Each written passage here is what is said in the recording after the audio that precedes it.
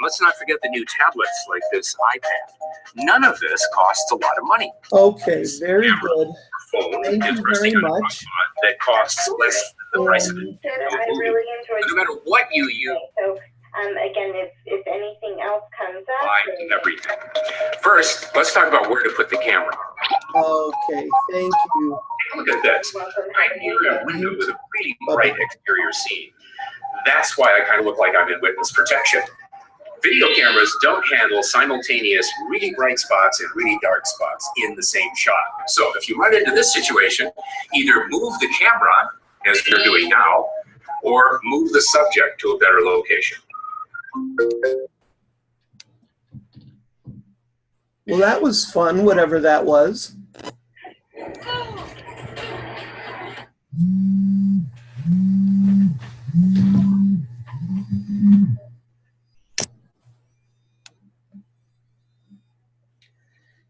Hello.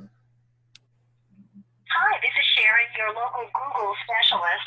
We have a front page position available for...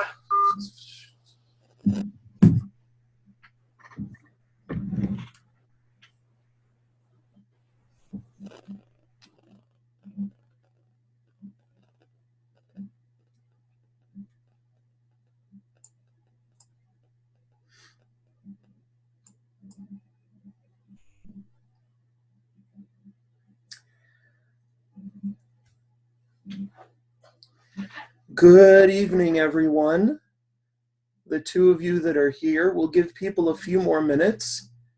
I see Becky, and I see R9, which is Robin.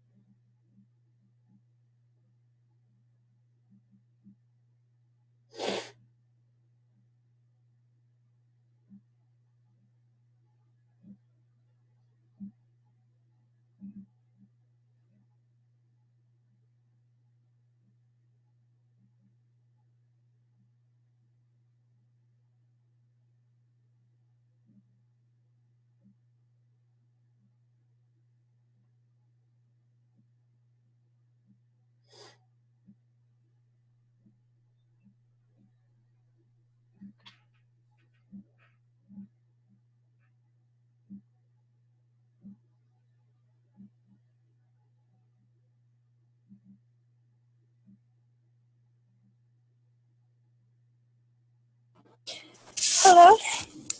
Hello. Can I ask a question before we start, please? I don't know, R2D2. Sorry. Okay, I don't know how to R9. fix that. When I'm going through the modules and the different pages, how do I save it? Because I had to restart like all the quizzes like 5 times already. Okay, are you sure that you are signing in with your ID number? I believe I was. Okay. That unfortunately is something that has continually come up. Okay. And Tracy is on vacation Okay, so just I sent her something, so okay, I'll just wait till to hear next back. week. So I wish I knew how to help you, but Okay. I'm not a tech. Okay, thank you. Sorry. No. I'm not sorry. I'm sorry I called you R2D2, but that's what I think of when R9 comes up all the time. No, like I don't know what happened with that. I forgot to fix it. Thank you. No, it's okay. That's all right.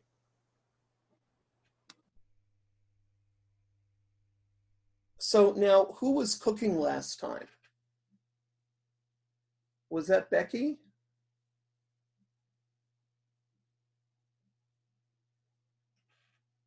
No, I was at the pool. Oh, you were the one at the pool. Okay. Right, that's right. Maybe it was the other class. Someone was cooking. Oh, that's funny. So we were all going over there for dinner.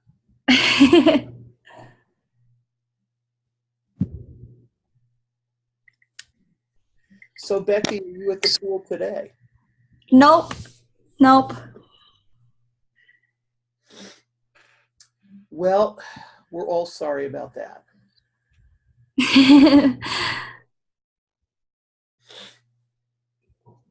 We need a good, strong rain. That's what we need here. We've had a lot of rain here. We've had a lot of flooding and things going on, so. Yeah, we need some rain. Get the heat down because it's really hot here now. It's I'm close sure. to 90, which for Michigan is pretty hot. Yeah. I was just talking to one of the student advisors from Arizona. It's like over 100 there. Wow. Yeah, I couldn't do that. Could not do that. So, yes. And I see we have Kristen back, and Robin, and Becky. You all got the little reminder I sent, right? Yes. Good. Good.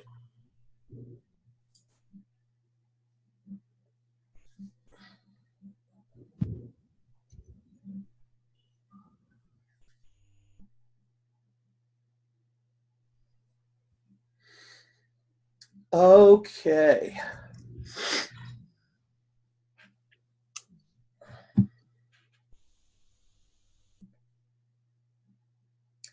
All right. I think we'll go ahead and get started because you guys are here, and Becky needs to go back out to the pool tonight. So, no, I'm sorry, Becky. So let's get started. By the way, you guys are not the only ones having the issue with the sign in and the quizzes and it not recording what you've done. I'll call in tomorrow and see if I can get someone who should be working on that and see what we can do about it. Because it should not still be happening. Thanks. Yeah. Okay. Today, we are going to be talking about everyone's favorite part of edTPA, Task 2, or videotaping. Now, remember what we said before. Planning should be all done by the time you start to deal with this. Okay? So you've got your 3 to 5 lesson plans. You have got worksheets, whatever it is that you're going to use for assessment, all of that is done. Okay. So in task 2, you will demonstrate how you engage and support your focus learners' progress toward the learning goal. In other words, this is the actual teaching that takes place. Okay?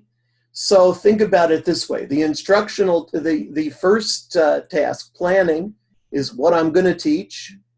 Instruction is what I'm teaching. And assessment is how good was what I taught. So this is the one where you're actually going to be interacting with the focus student. Okay. What do I need to think about? How does the learning environment demonstrate respect for and rapport with all learners, including the focus learner? Enhance progress towards self-determination and support engagement in learning. One of the things that's going to get you through this at a very high level is the idea of self-determination.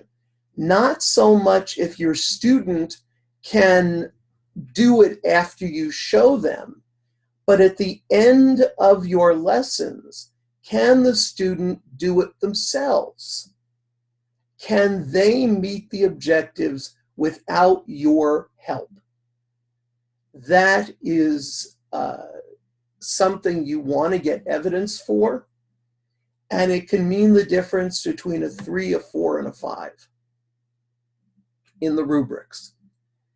How do the strategies engage and motivate your focus learner in learning tasks to achieve the lesson objectives?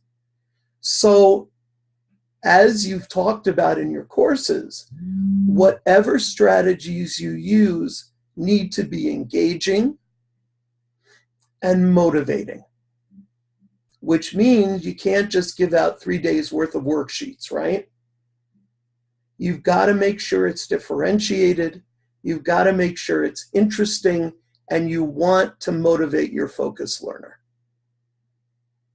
How are you connecting new learning to the focus learner's prior knowledge, skills, and personal, cultural, or community assets? In other words, this doesn't happen in a vacuum. You are going to be connecting this, scaffolding this on what the student already knows. How is the student doing? So if you taught addition, now maybe you're teaching subtraction.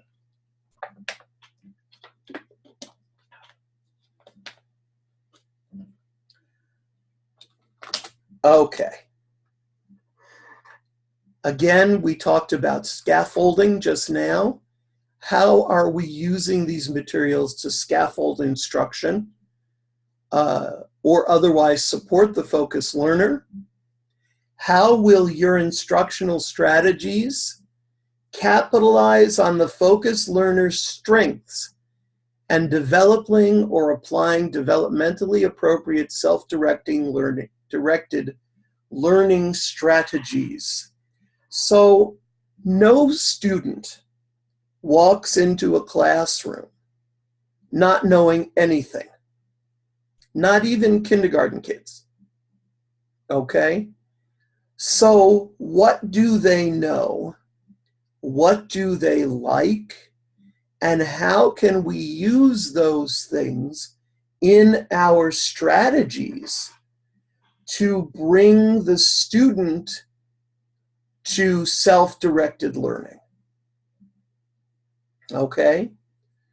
If you were to ask, for example, my 3.5-year-old grandson about lawnmowers, he can tell you all about them because he loves them. So I'm sure you've all had kids like that, but I can tell you that he could stand and watch a lawnmower for hours. That's engagement. Now, I'm not suggesting that you bring in lawnmowers to class, but find something that the students like or that motivates them or that helps them.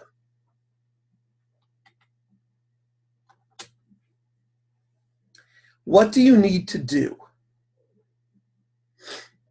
You are to get required permissions for video recording. Now, I mentioned that last time.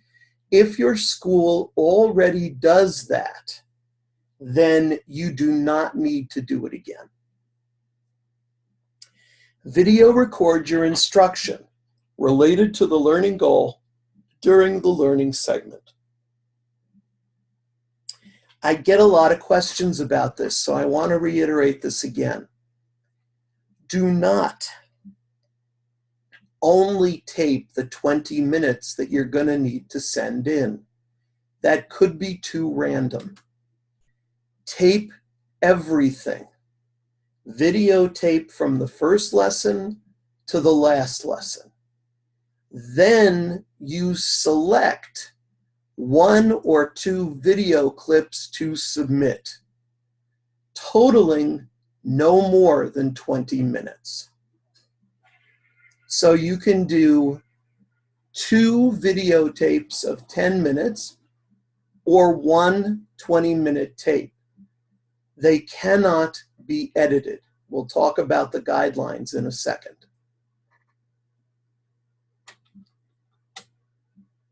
Okay. The clip should demonstrate how you establish a positive learning environment and engage and support the focused learner to develop and apply the knowledge and or skills related to the learning goal. In other words, this is going to be for you evidence. Check the video and sound quality to ensure that you and your focused learner can be heard and seen.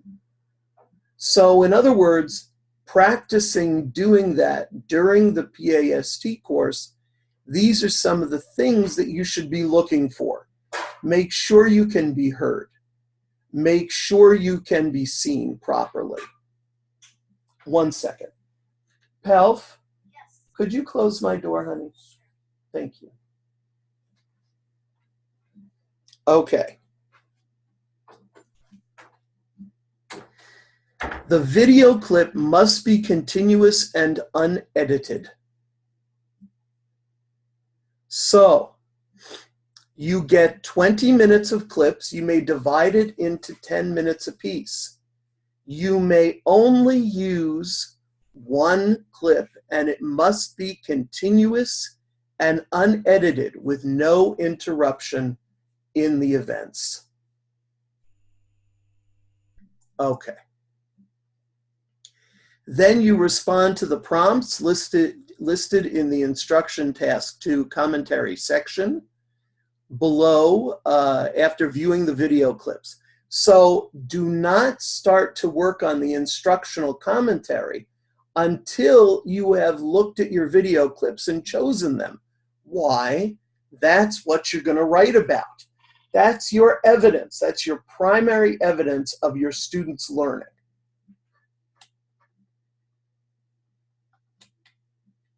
Okay. In instruction task 2, you will write a commentary responding to the prompts we'll see in a minute. Your commentary should be no more than 8 single-spaced pages, including the prompts. If you need to insert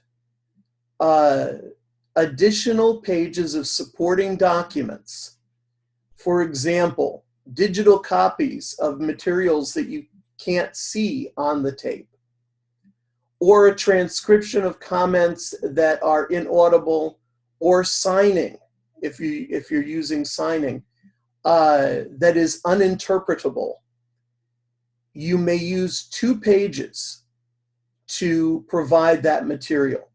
These additional pages do not count toward the commentary page limit noted above.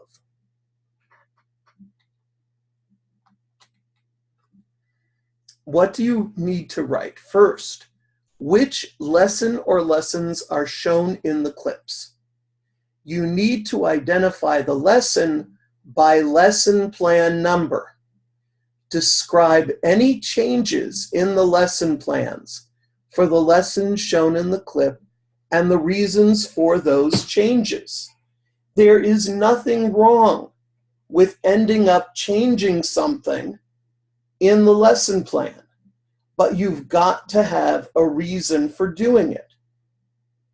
It can't just be, I decided to do this because, I don't know, my student wasn't paying attention.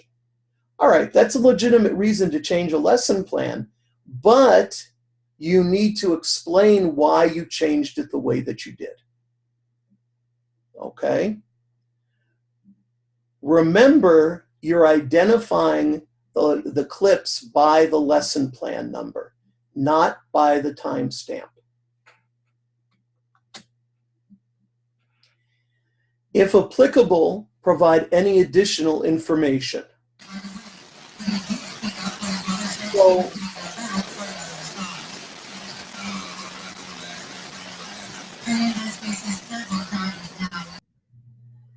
So, provide any additional information needed to understand the learning environment or interactions seen in each clip.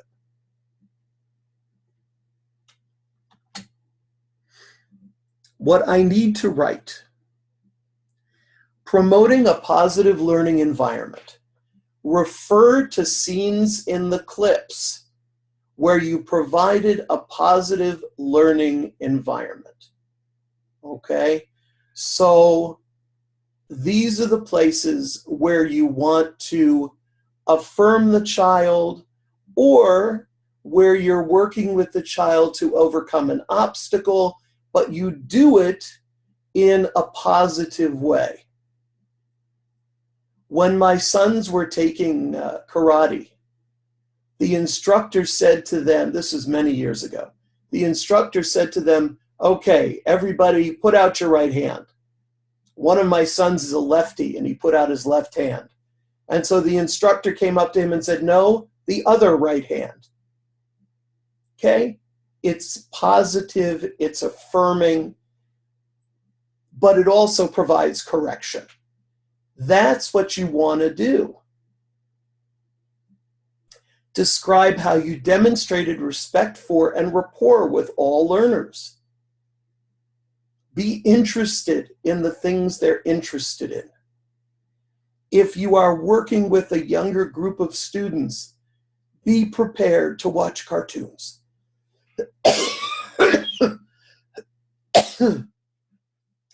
As a middle school teacher, I had to watch SpongeBob because that's what the kids were talking about. And read Harry Potter. I gave it up at the vampire thing, however, those stories. I couldn't stand those. But you know what I mean. You want to have points where you can demonstrate your rapport. Be interested in the things that they know, just like you want them to be interested in the things that you know.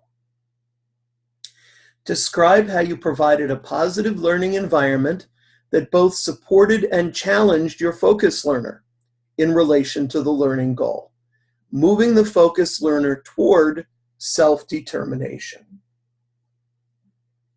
So you want the student to be able to do the objectives, to be able to complete the learning goal, demonstrate knowledge of the learning goal by themselves.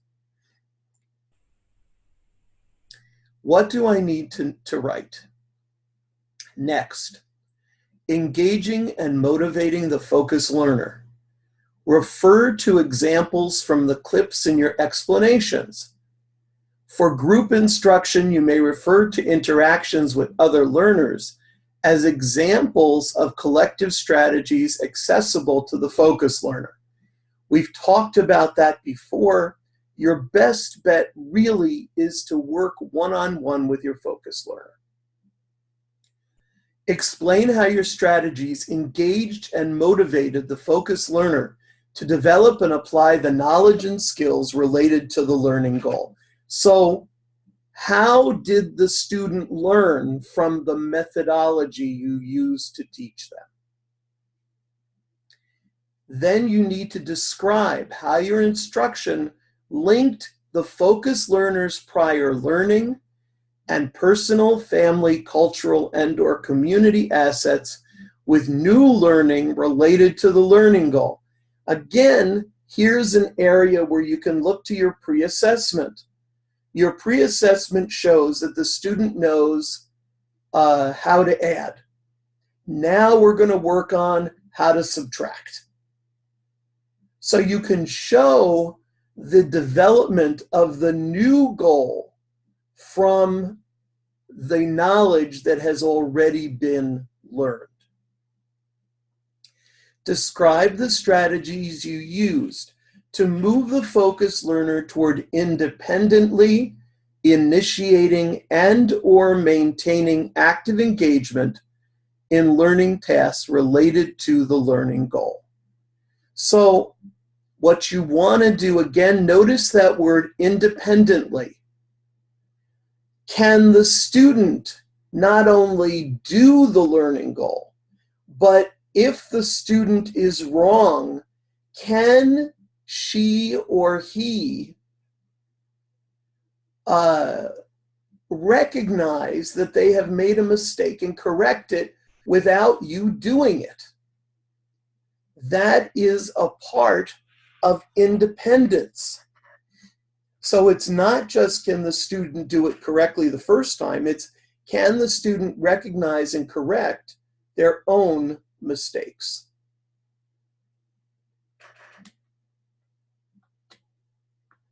Deepening learning. Again, refer to examples from the clips. Explain how you elicited and responded to the focused learner's performance to promote application of learning related to the learning goal. Okay. Describe opportunities provided to the focused learner to apply feedback to improve performance. Describe how you move the focused learner towards self-evaluation or self-correction to improve performance related to the learning goal. So what basically this is about feedback, okay? When the student makes a mistake, how do you correct them? If you're talking about addition and you give the student a worksheet, is it enough just to give that student a worksheet and mark all the ones that are wrong? It's not. How do you work with the student to reapply those areas where they did not work correctly? What kind of feedback do you give to the student?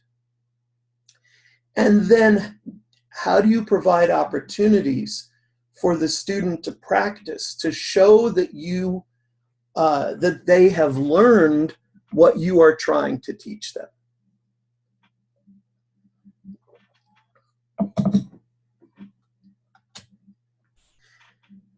Again, refer to examples from the clips. Explain how your materials, plans, supports, and instructional strategies facilitated the focused learner's progress toward the lesson objectives for the learning goal, and how they reflected the learner's development, age, strengths, and needs. Okay, so here is where, again, we're going to access something we talked about last week, and that is your notebook. Remember, you want to keep your notebook next to you, specifically so that you can monitor the progress of your student towards the lesson objectives. Do we expect the student to meet the lesson objectives after lesson 1? This is audience participation. What do you think?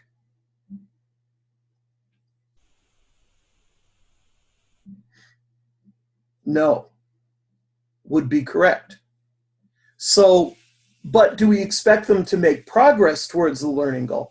Absolutely. They need to make progress through every lesson. So keeping that notebook next to us is going to allow us to write down what progress they made in that particular lesson.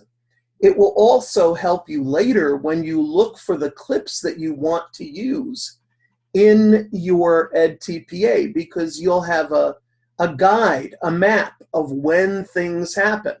Did it happen during lesson 1 or lesson 2? Describe how your instructional strategies, plans, supports, and materials facilitated the development or application of a self-directed learning strategy for the learning goal.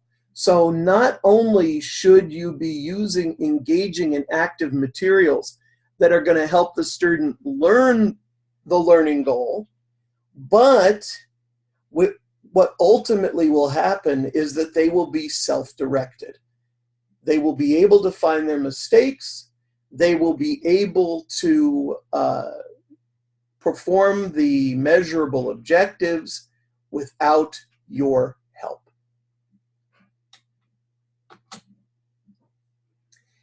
Analyzing teaching. What would you change? And this is again from your clips. What would you change about the teaching seen in the clips to better support or extend the focused learner's performance and/or move the focused learner toward maintained, generalized, or self-directed use of knowledge and/or skills related to the learning goal? Now I can see,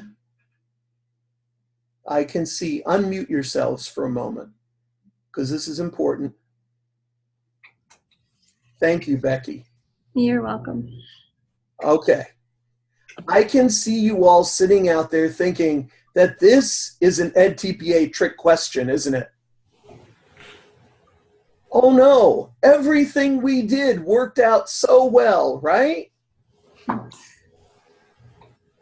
No, they really mean it.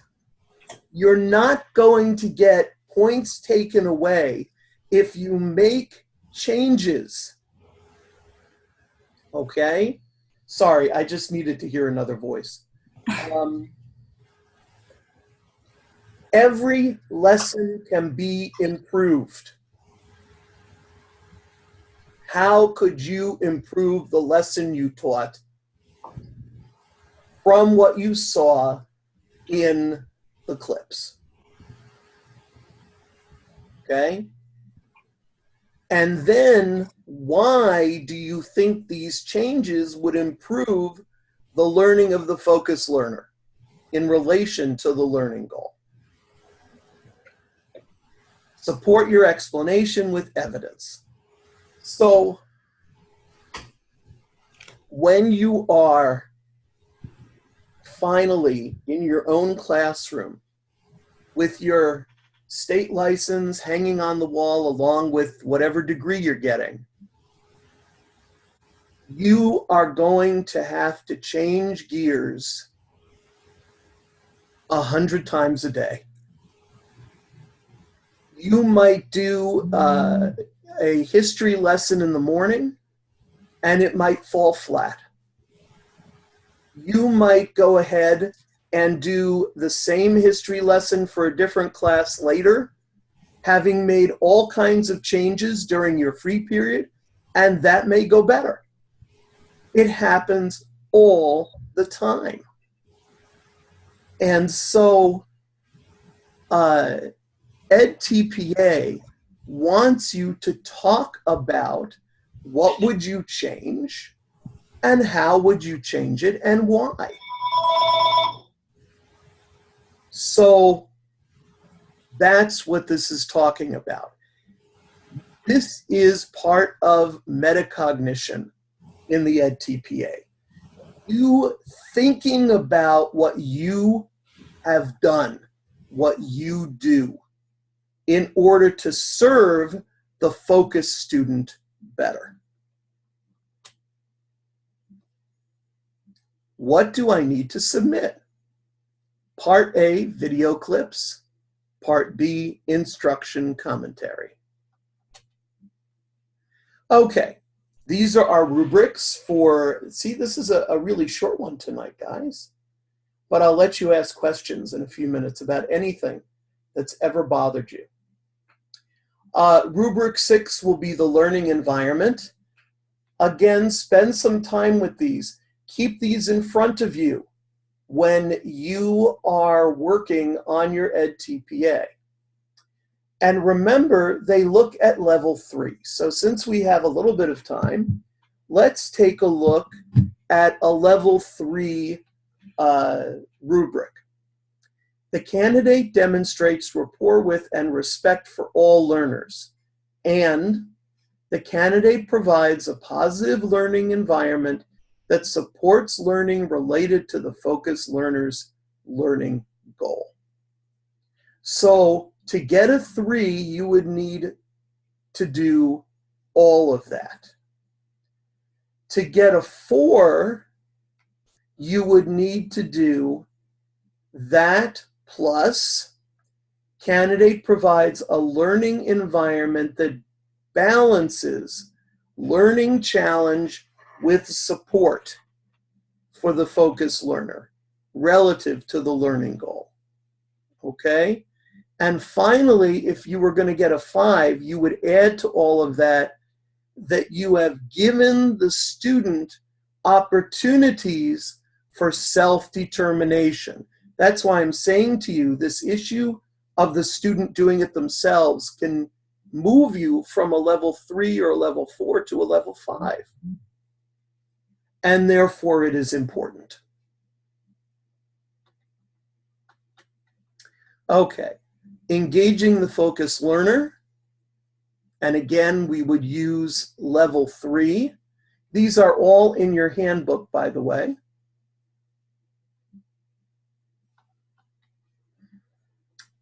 Deepening learning.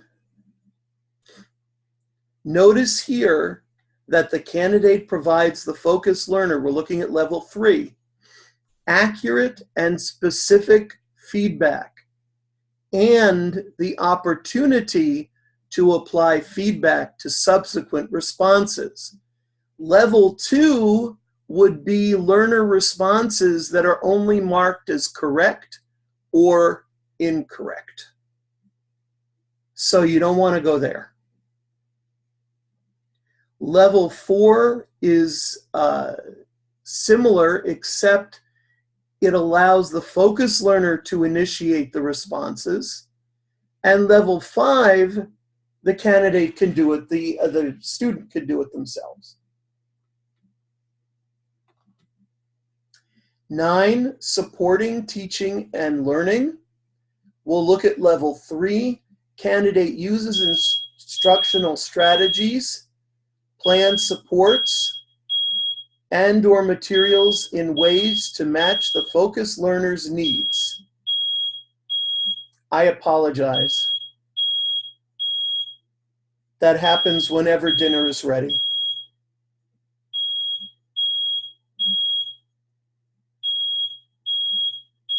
It'll certainly wake people up, won't it? Okay. So again, a level 5 would be instructional strategies. Okay, we're done now. Instructional strategies that will allow the student to do this by themselves. Analyzing teacher effectiveness. Notice here, not only are we looking for the strengths and the needs of the focus learner, but we're also looking for research and/or theory. So when you analyze what you've done and you decide you change something or whatever, make sure that when you discuss the reasons for it, you go back to your research. You go back to some kind of rational approach that you would find in the literature. Professional responsibilities. This is important. Do not include the name of the state, school, or district in your video. Use first names only for all individuals appearing in the video. So, while you do have it on your context information, do not on your video use the names of the state or of your school. Remember, if you have a banner in your classroom with the name of the school or the team on it, you either want to cover that up or you may want to take it down until your taping is over. Only use first names for students and first names for staff. So if you have another staff member involved in this, which you generally will not, don't use their names. Secondly, cite all of your sources in APA format. Okay, and this is just the same ending that we had before. There we are, Lizette and myself. Several things. You want to make sure that your content is the best that it can be. Practice, practice, practice videotaping. What you may even want to do is have someone, a techie from your school, come in and videotape you as you are teaching your lessons. Now, don't speak directly to the videotape. Don't introduce yourself. Don't give asides to the scorer. He doesn't or she doesn't care. Okay? So, I've seen people start videotapes with things like, "Hi, my name is Dr. Sid, and today I'm going to teach the first lesson from my edTPA portfolio. And now, starring our focused student, little Johnny." You don't want to do that, okay? You don't need to introduce anything. Remember, that's probably not the part of the tape that you're going to use. But do tape everything. You're going to make your life much easier if you have plenty of video to choose from when you choose your 20 minutes or your 2 10-minute segments. Okay. Also, in your writing, make sure that you are answering the prompt. Don't worry so much about writing style and grammar. They're not going to be checking your grammar. It does have to be understandable, obviously.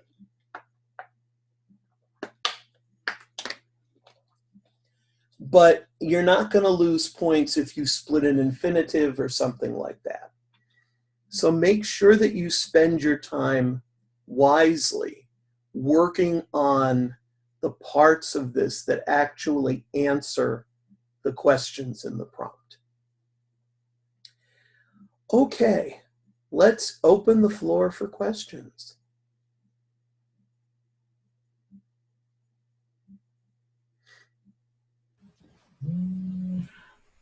So I have been placed in a classroom with fairly low functioning students. And I know that the goal is to show that they've met or achieved the goal by the end of the 3 to 5 lessons. If that is not entirely plausible, am I going to have a hard time passing the edTPA? No. I mean, it depends on what your learning goal is. What's the IEP say? You probably don't know that yet. No. But remember, your learning goal is going to be based on the IEP. And so you want to show progress towards whatever the IEP is. So nobody expects that if you're in a class with low functioning students, that all of a sudden when you're done teaching them, they'll be able to do trigonometry. Okay? But if you're supposed to teach them how to count, that's doable, right? Yeah. So remember to use the student's IEP as your learning goal. And that will keep you on the right track. These learning goals, you know, they don't have to be huge things. If you're in a low functioning class, it could be as easy as trying to do the ABC song. Okay. That kind of puts my mind to ease a little bit more. So also, if you don't meet the learning goal, that's fine. But then in the assessment part in task 3, which we'll talk about Sunday night, you're going to have to discuss why. Like why they didn't meet the goal? Well, no, why didn't the student learn? Okay. Remember, you don't meet goals. The student learns or the student doesn't learn. And there'll be times when you'll only have partial success, and that's okay. But you're going to need to talk about it. Okay. Does that help? Yeah, thank you. Okay. Other questions? I was wondering, just for a timeline in my brain, like when do we start videotaping? You said the first week we're planning. Do we, like the second week, do we start videotaping? No. Okay. First of all, when you get into your classroom, and I don't know, are you a dual enrollment person? No. Okay, so you're going to be in a 15-week special ed course. Yes. When you get into your classroom, it's going to be 3-4 weeks before you do anything except observe. Okay. Okay? Nobody's going to stick you in a classroom and say, okay, it's all yours, teach the class. I'm going to go have coffee. Okay. All right? Yeah. So during that time of observation is a good time for you to get your planning done. Okay. Give yourself as much time as you're going to need, Robin. Alrighty. I know that the tendency is to want to like get it done fast, but that is the slippery slope. Okay. So do your planning while you're doing your observation, and then when you're ready to teach, that's when you can start doing your instruction. And remember, you're going to be teaching for more than 1 week. Yeah. And Okay. this is only going to take up 1 week of your student teaching course. Okay. Thank you. No problem. Other questions?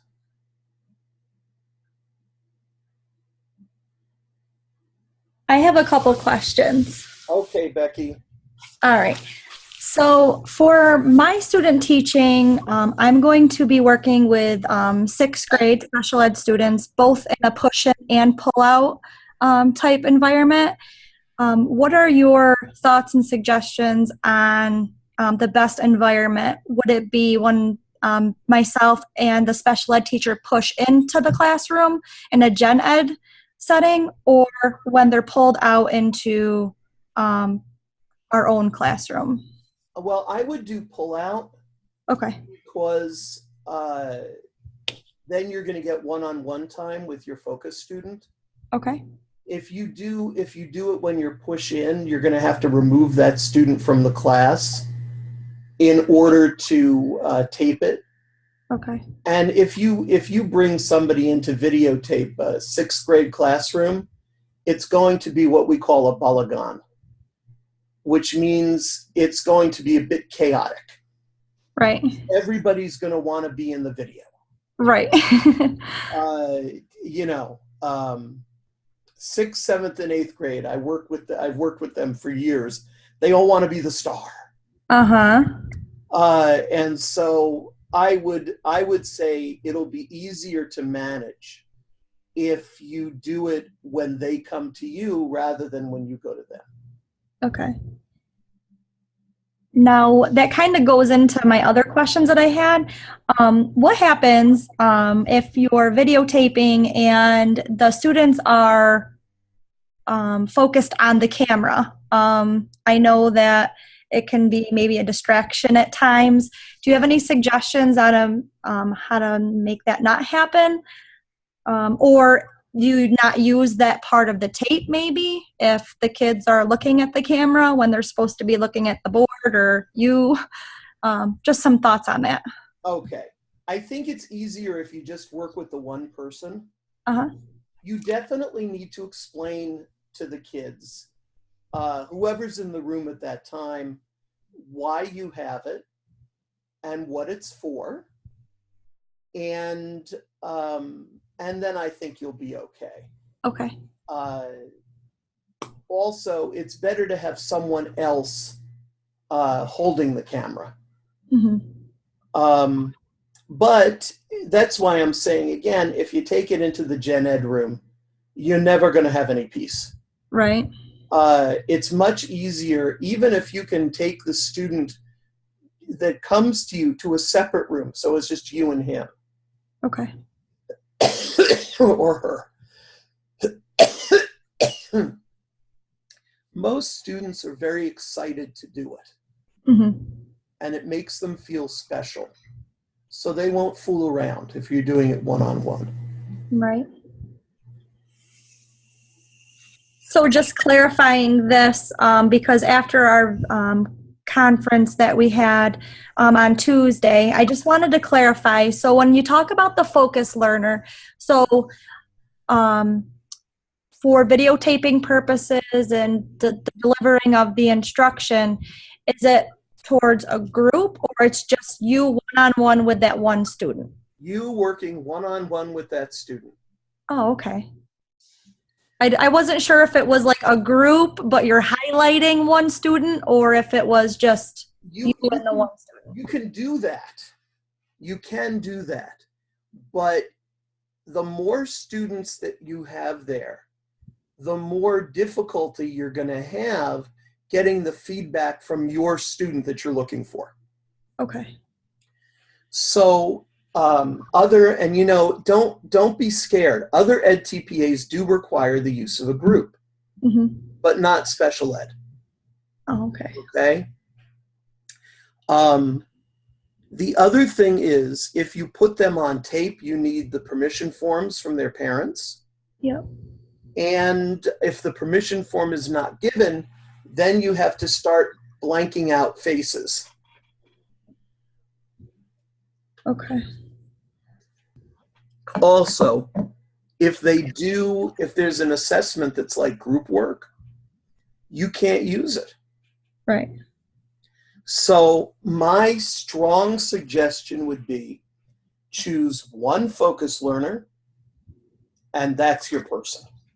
Perfect.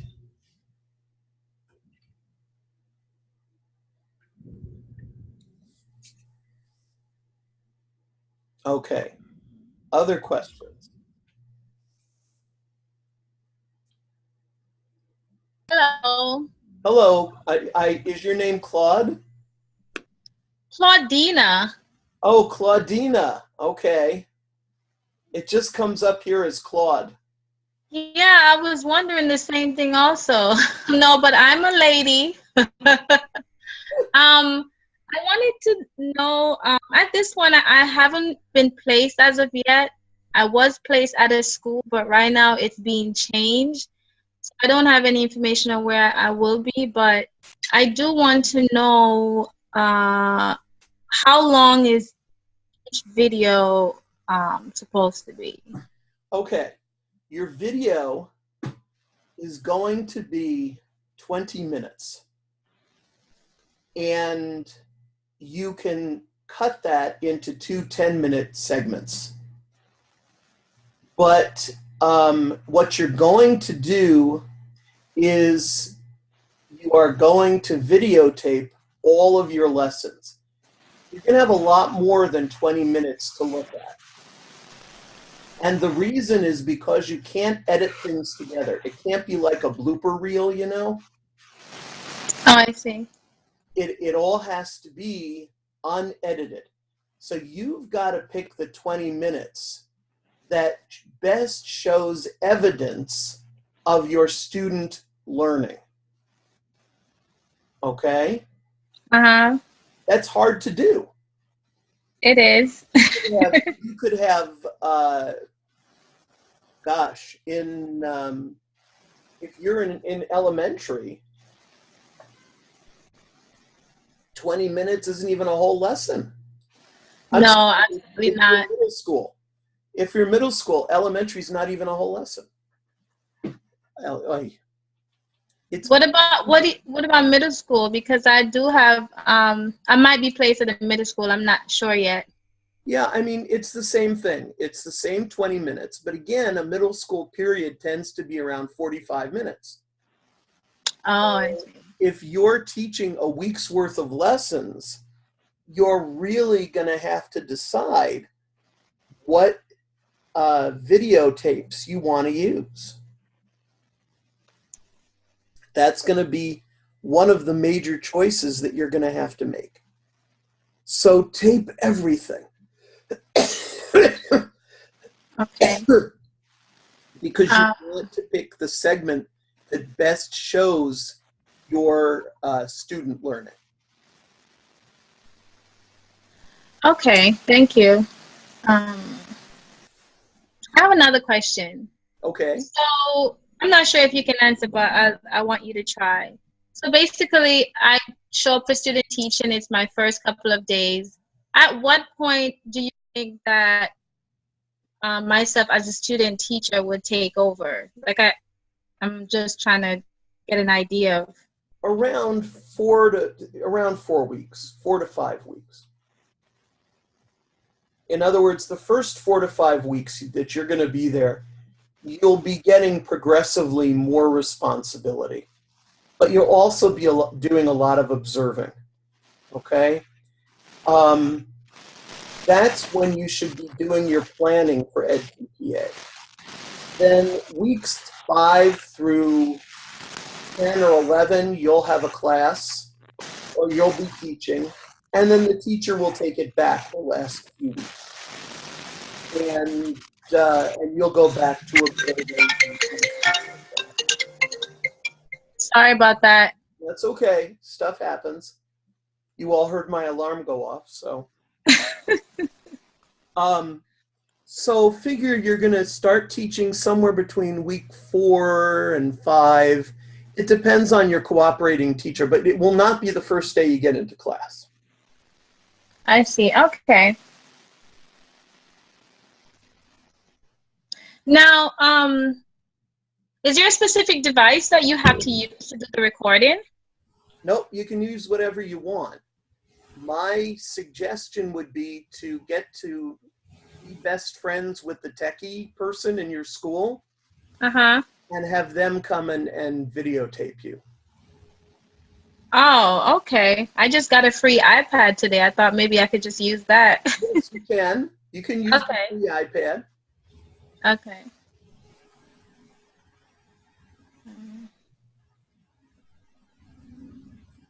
I think that's it for now. Okay. Remember, though, if you're going to use your free iPad, you're going to need to practice with it or have someone practice with it. Okay? Okay. To make sure that you can see and hear everything. Okay. All righty. Other questions? Yeah, I have a question. Oh, sorry. Go ahead. I have a question about like the length of lessons. Are they expecting them to be a certain amount of time? Because the school that I'm doing it in, the students can only sit through 10, maybe 15 minutes worth of a lesson, and then you just lose them completely. So my lessons aren't going to be that long. It should be a typical week's worth of lessons. Okay. How long is the period? It's a 40-minute period, but it's typically like you do 10 minutes worth of this, and then you give them a break, and then maybe you go back to it, or not, and maybe not go back to it, but you do something different. But the one lesson will never take 40 minutes because you'll just cause a lot of All distraction. right. Well, then that's fine. You just can't do 2 lessons in the same day. Okay. You know what I mean? Yeah. There's got to be some. I would videotape like each lesson each day, and then you'll choose from one of those lessons what you want to do in terms of your 20 minutes. Okay. All right, thank you. Okay.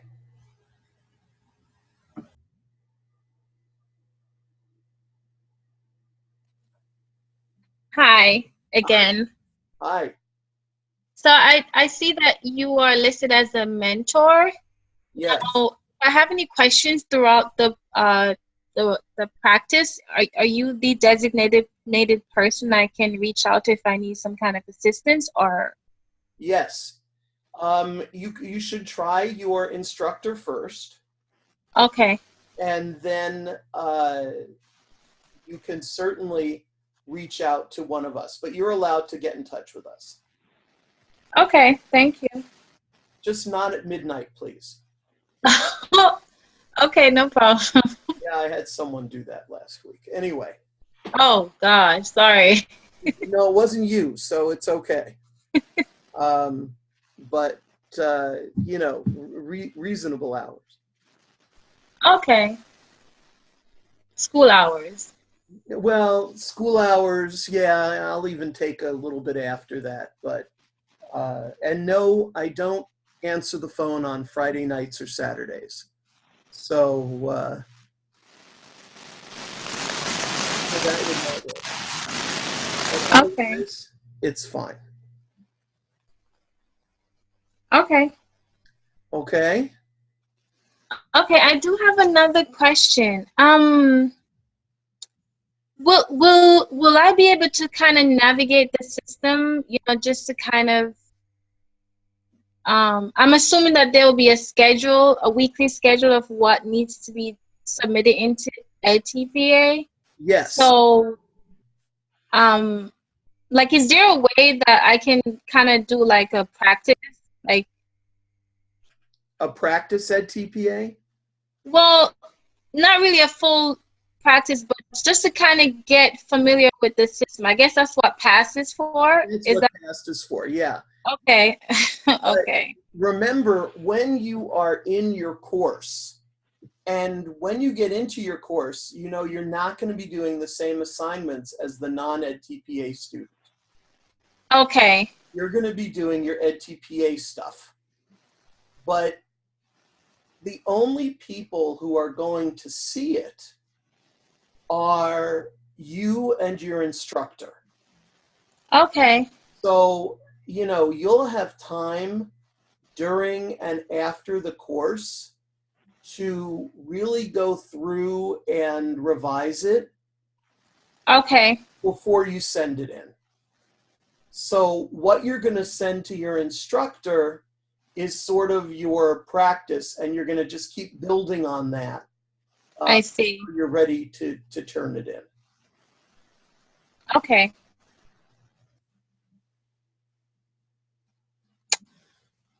I don't know if you can answer this, but on a scale of 1 through 10, what would you say would be the most challenging part of the clinical practice? Like for a student who is well, yeah, that's what I want to ask. What do you think is the most challenging? Or what do you hear other students saying? Of all of the tasks of the edTPA? or of student teaching? Both. like what kind of reviews have you gotten from students? Like, oh, this was a really good experience, or oh my goodness, this was like really, really hard. Like, Well, edTPA is not easy. And the area in which students tend to have difficulties would be alignment, and then task 3, which is assessment. Okay. And we're going to go over that on Sunday night. Now, in terms of teaching in the student teaching course, Mm-hmm. it's hard to know what the hardest thing would be about student teaching. Everybody's experience is different. It's going to depend on your mentor, on the school that you go to. Most people I know have great experiences. There are a few people who don't. But I can give you a few tips. Sure. Number 1, always remember that you are a guest in someone else's school. Okay? Mm-hmm. So even if they ask you to do something like teach a lesson that you're not thrilled about the lesson, do it. Okay. Okay? Don't disagree with your cooperating teacher. But what I've told students is, at home, keep a second notebook or a place on your computer where you write down, well, I don't know if I would have done it that way. I would do it such and such a way. Okay. You see what I mean? Mm-hmm. The second piece is, and this is very important, if you are invited to a meeting, which you will be, faculty meeting, IEP meeting, whatever it is, don't say anything unless you are invited to do so. Okay.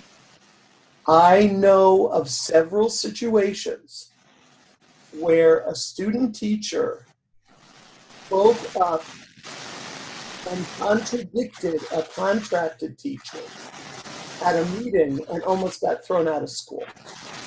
Oh, wow. Okay? So you may know more about this student than this other teacher does. But unless you are asked for your opinion, don't say anything. You want to discuss it. If you want to discuss it with your cooperating teacher later, that's fine. Okay, that's what your cooperating teacher is there for. But we almost had a disaster because a woman who had worked as a para and was becoming a teacher contradicted the head of a department in a high school, and it did not go well. So you're there to observe, you're there to learn. Don't talk about the other teachers. If you can, don't necessarily eat in the teacher's room. In the teacher's lunchroom, because it is a den of gossip and rumor. And I always, when I dealt with special ed students, I always ate with the kids. I have to tell you, sometimes I found them much better company. So, you want to be part of the culture. You want to try to fit in. But always remember that you are there as their guest. And if they choose to leave, you have to leave. I know that sounds dire, and it probably isn't anything that would ever happen.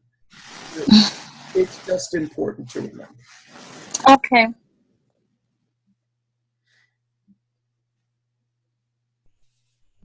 Any other questions? Thank you so much. You're welcome. I just had a couple clarifying questions, please. Sure, Robin. It's no problem. I'm here. Okay. So we have to do our, like, the 3 to 5 lessons in the same subject area. Is that correct? Yes. Okay. Be on the same learning goal. Okay. And then if we do the 2 10-minute videos, can they be on different lessons, or it has to be one lesson we choose? One lesson. Okay. All right. Thank you.